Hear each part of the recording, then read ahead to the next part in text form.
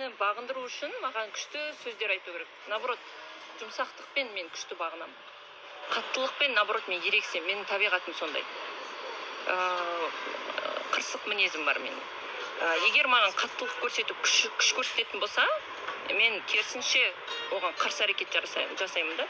Ал жұмсақ болатын болса, мен өте қатты андай бала сияқты ашылып, жаңағындай білмеймін, күшті қызмет етіп кетемін.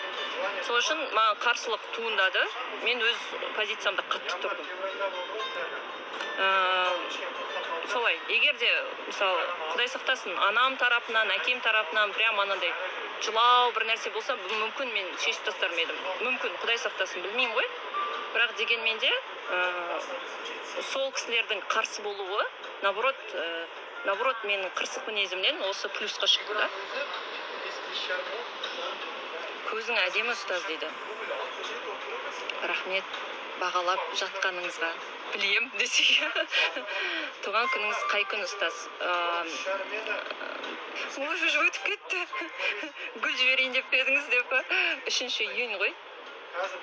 Сәлеметсіз бе ұстаз, бүгін бірінші рет бастырылып қалдым ау деймін, бірақ көзімді ашып барлығын көріп жатырмын. Не істерімді білмей қалдым, тілім кәлимаға келмей қалды. Не істесем